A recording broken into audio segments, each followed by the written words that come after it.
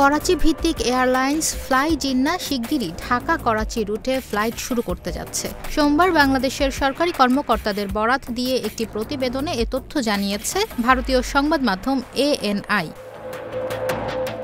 প্রতিবেদনটিতে বলা হয়েছে, চট্টগ্রাম ও করাচির মধ্যে সরাসরি পণ্যবাহী জাহাজ চলাচল শুরুর পর এবার সরাসরি আকাশপথে যুক্ত হতে যাচ্ছে বাংলাদেশ পাকিস্তান। বেসামরিক বিমান পরিবহন মন্ত্রণালয়ের অতিরিক্ত সচিব আব্দুন নাসের খানকে উদ্ধৃত করে ANI বলছে, বাংলাদেশ ও পাকিস্তানের মধ্যে সরাসরি ফ্লাইট শুরু করতে বেসামরিক বিমান চলাচল কর্তৃপক্ষ বেবিচক ফ্লাই জিন্নাহকে অনুমোদন দিয়েছে। তারা ঢাকা করাচি ফ্লাইট শুরু করতে একটি চুক্তি করবেন।